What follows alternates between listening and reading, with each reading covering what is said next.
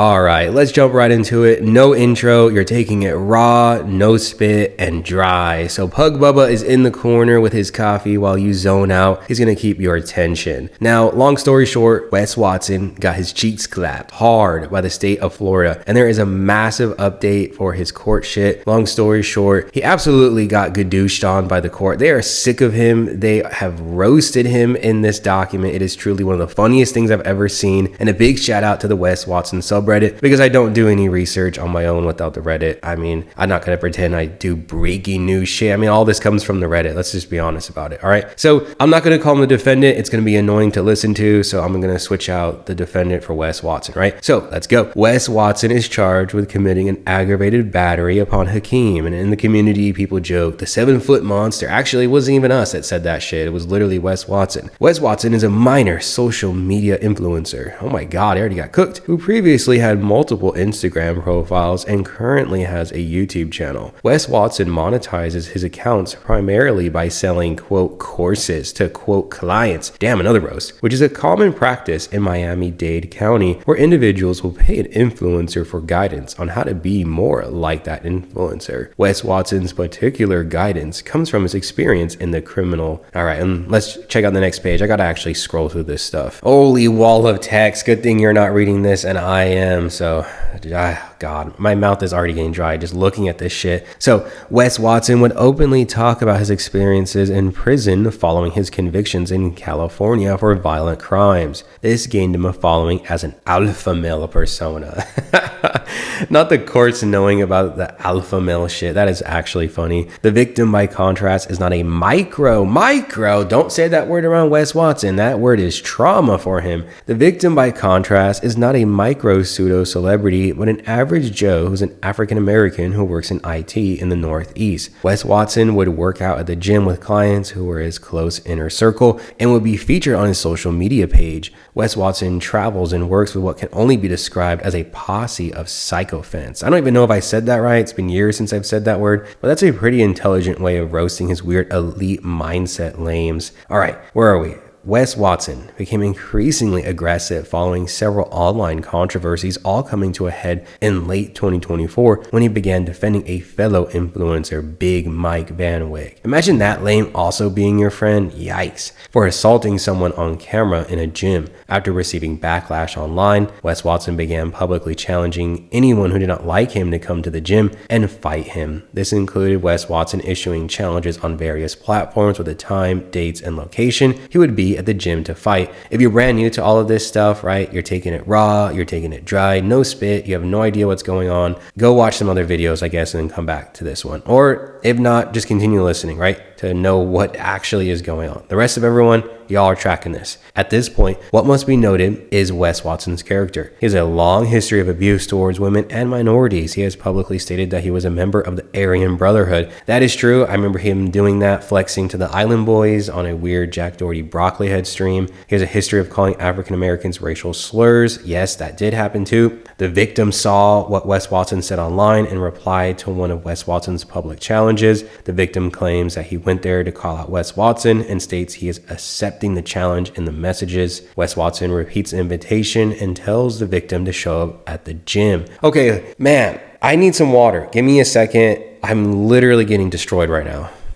All right, the throat is feeling better. Okay, hold up. All right, I'm not gonna, oh my God. You know what, just like the video if you're having a good time. I got some water. Let's continue reading. The victim then travels to Miami and goes to the gym according to the directions provided by Wes Watson. On December 29, 2024, he sees Wes Watson in the gym, places his phone down to record, and walks directly over to Wes Watson and his posse. The cell phone video captures part of what happens next. It shows Wes Watson stand up, remove his weightlifting belt, and swing it multiple times at the victim. At this point, the victim has not produced any kind of weapon, never attempted to strike Wes Watson, and did not even clench his fist. Okay, this is where maybe somewhat people will disagree with me. I would love to hear your perspective on this, but I don't buy the argument that the guy who showed up wasn't looking to fight Wes Watson. I mean, this challenge was put out publicly. They exchanged DMs. Where it went totally wrong for the cornball is that he has no self-control. It was not self-defense. He decided to use a weapon. Yes, a weightlifting belt can definitely be a weapon. He decided to have this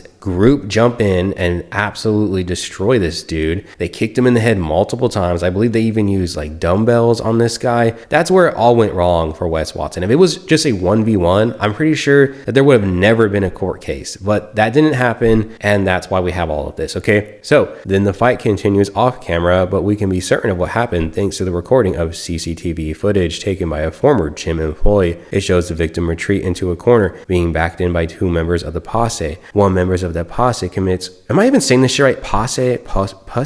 Oh, hell no, I'm not saying the second one. Commits what can only be described as aggravated assault with a deadly weapon by lifting a dumbbell. Okay, yeah, there it is. Brandishing it at the victim and continuing to approach. The victim tries to flee these two assailants. While attempting to flee, the victim does not make contact with Wes Watson once, but I messed up. I'm sorry, guys. Hold up, let me just reread it. While attempting to flee, the victim does make contact with Wes Watson once, but not in any manner that could have caused harm. The contact is after Wes Watson strikes the victim with the weight belt. Wes Watson grabs the victim as he tries to escape past Wes Watson and throws him to the ground by his dreadlocks. Like, there's just no way this is self-defense. Once it has de-escalated, you have to just let it go. I understand you're going to be angry, but you can no longer claim self-defense if you continue going on when there's no longer a threat, right? So let's continue. At this point, Wes Watson's motion describes the interaction as a rugby scrum.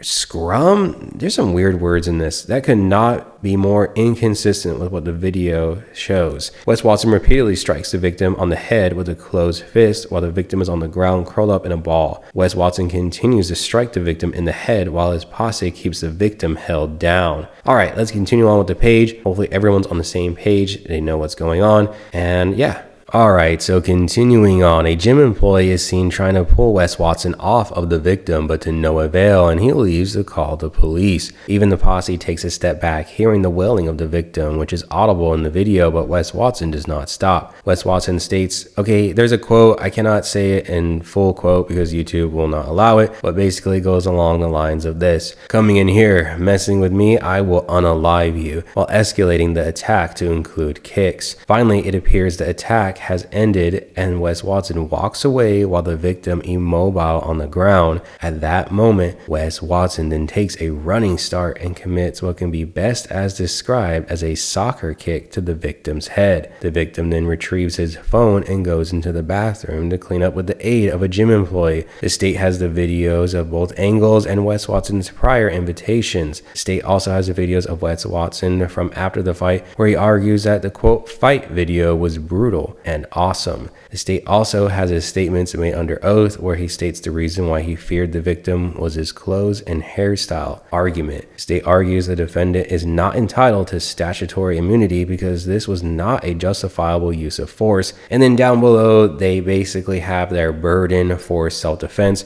It's very obvious to anyone with common sense that a soccer kick, the use of a weightlifting belt, of dumbbells, a group jumping on a man, there's no way that could be self-defense. There was no attempt by Wes Watson to escape, to de-escalate, and the force that he used was definitely greater than the perceived threat. So let's move on to the next page. Alright, so let's continue on. Wes Watson is the one who provoked the use of force against himself. Wes Watson was publicly challenging people to come fight him and confront him in person. Additionally, when the victim showed up, he did not even get into a fight stance before Wes Watson struck him with the belt. The victim backed up as far as he could go until he was cornered. At no point was Wes Watson cornered. At no point did he attempt to withdraw from the situation. He simply stands up, takes off the belt, and begins to threaten, then hit the victim. Wes Watson is the initial aggressor under the statute and provoked use of force against himself. However, de minimis? I'm not a damn lawyer, okay? And cannot hide behind the shield of self-defense to play the victim in a situation he created. Florida courts have rendered several decisions on different circumstances which lead to self-defense, including mutual combat. Quote, in cases where combat is mutually sought, the duty of retreating seems to apply to both parties. For being both in the wrong, neither can right himself without retreating. Okay, so that's an excellent point. That's basically what I was saying. If this was like a 1v1, I'm pretty sure there really wouldn't be an argument argument for the quote victim in this case,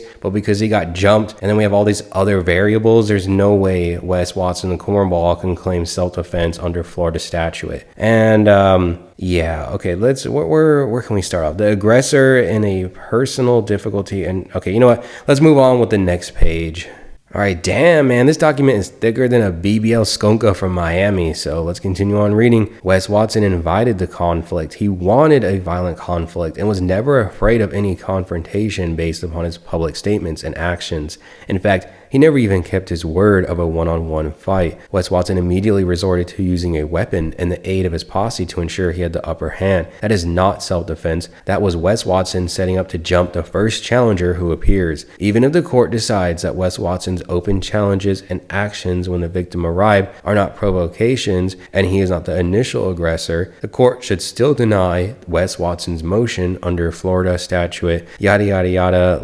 All right, prepare ourselves for some legal jargon. Let's go. A person is justified in using or threatening to use force, except deadly force, against another when and to the extent that the person reasonably believes that such conduct is necessary to defend himself or herself or another against the other's imminent use of unlawful force. Okay, so this is basically trying to say that you should only use force that is reasonable, okay? You cannot go overboard. And I'm pretty sure that's what they're trying to claim in this document, continuing by saying, this means the use of force may be used when and to an extent he reasonably believes to be necessary to defend himself. So yes, basically he went overboard. Clearly, self-defense is not meant to be a blank check upon which members of the public can enact retribution on those who have wronged them. Exactly. The force must be based upon a reasonable belief that is necessary. Even if Wes Watson believed he was at risk of imminent unlawful force when the victim approached, that reasonable fear would have needed to remain throughout the entire interaction for it to continue. At any point in the interaction, from Wes Watson having the assistance of friends who held weapons, the use of a weapon himself,